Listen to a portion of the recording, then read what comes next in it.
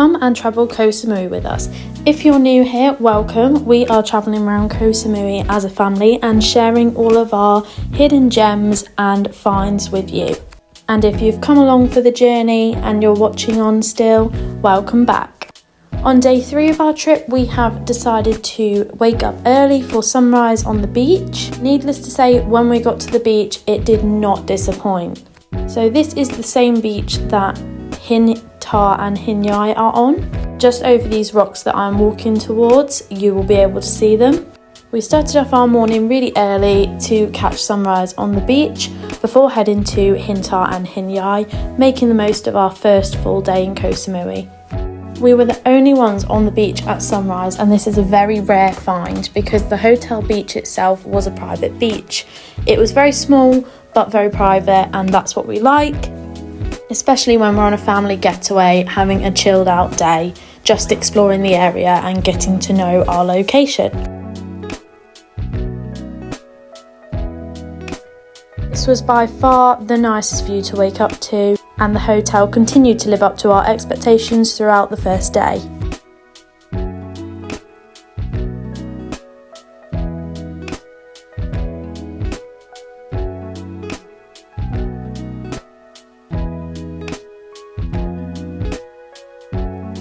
Now I can confirm getting in this water was like getting in a warm bath. It was absolutely gorgeous, so warm, and especially at sunrise it just radiated the warmth and chilled out vibe.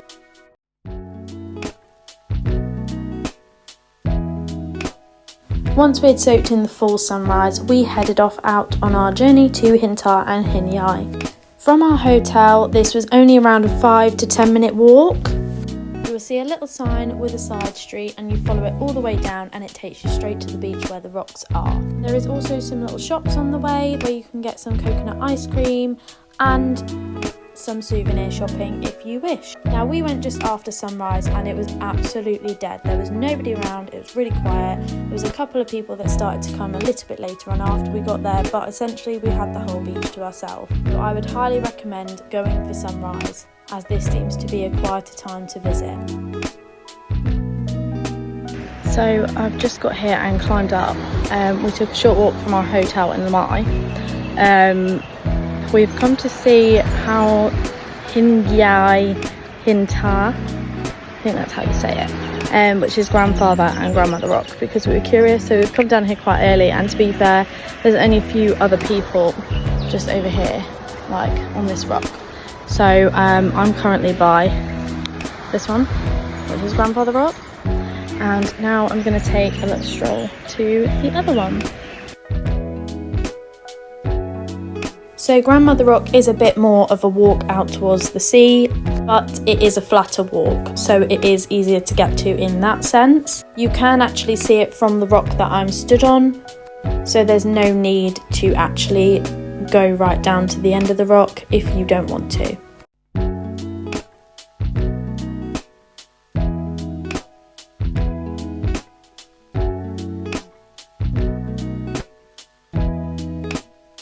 You can actually do this on your own without a tour guide, whether you taxi it and walk down there. There is no need for a tour guide or trip here. By the time we got back to the hotel, it was around 9 AM, so we went straight for breakfast. And let me tell you, the hotel did also not disappoint on breakfast. We spent the rest of the morning by the pool, making the most of the hotel's facilities and some chill time.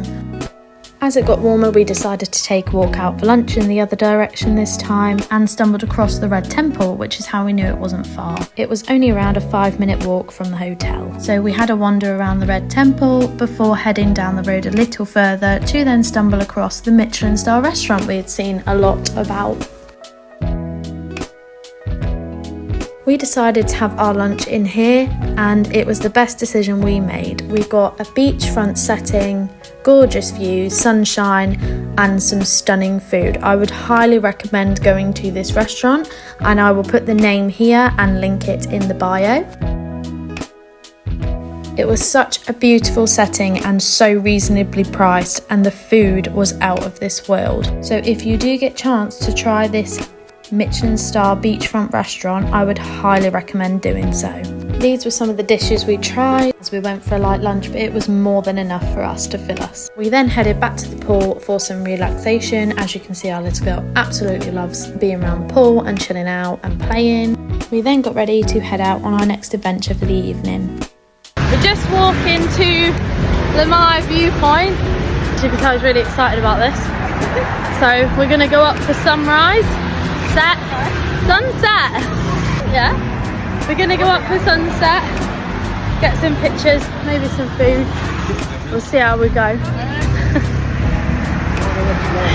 And then we're going to head to Lamai Night Market. Let's go!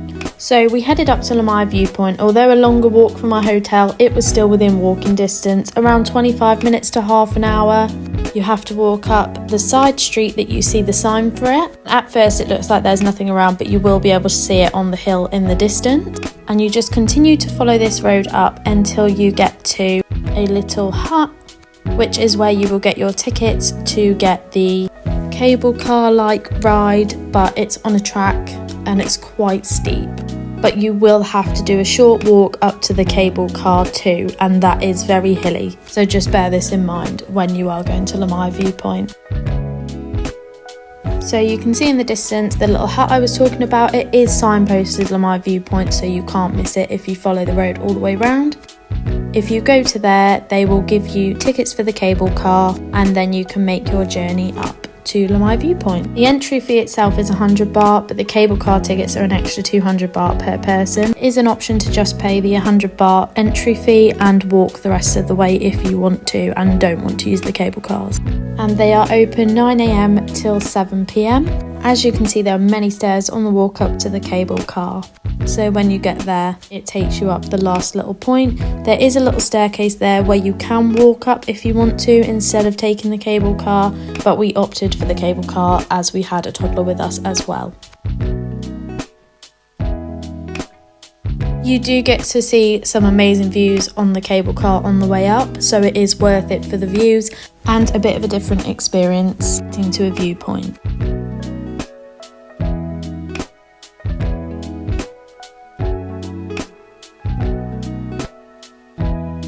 Now this place has a lot of stairs, which I wasn't aware of previously, but we managed it with a toddler and a buggy.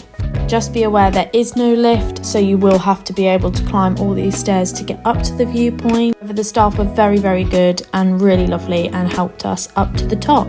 It had a lovely chilled vibe. You could sit there and watch the sun go down, but it did shut at 7 PM. But the views were so worth it for sunset. It had a gorgeous pinky colour in the sky, just as you expect a sunset. It doesn't get the actual sun going down because of its location. However, you still get some gorgeous views, and it may be better around 9 AM when the sun is at its peak.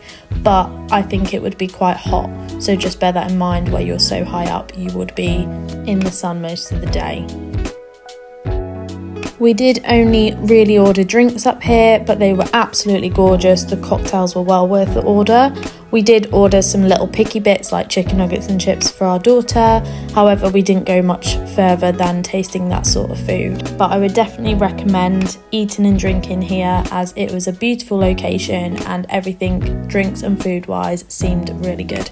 Once we headed down from Lamai Viewpoint, we then headed off to Lamai Night Market. Now, Grab isn't very popular on the island, so we tried to get song towels to get around, and this usually costs between 200 and 300 baht total for 6 of us to get on one. We eventually got to Lamai Night Market. We had a walk around and a little snack on some food there too. I would definitely recommend coming here for a more chilled evening. There's music, there's drinks, there's bars, food, little trinket shops, you name it, it's got it. And it's not a massive one, so you can't get lost, and it doesn't go on forever and ever. It is well worth the visit.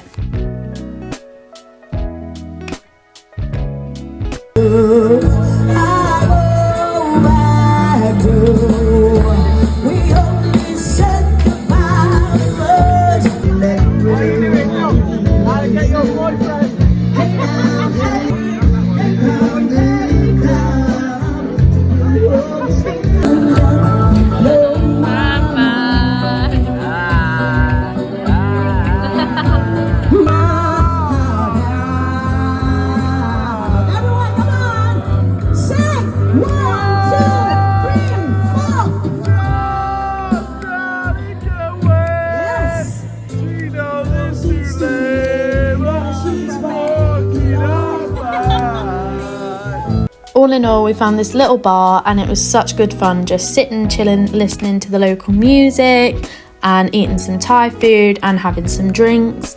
And then we did a little trinket shop after this, of course. So all in all, we had a jam-packed day 3. It was definitely much busier than our other days, but we got to see a lot that we wanted to see within this first day. So stay tuned to what we do day 4. Thank you for watching. Don't forget to like, share and subscribe our videos if you're enjoying them.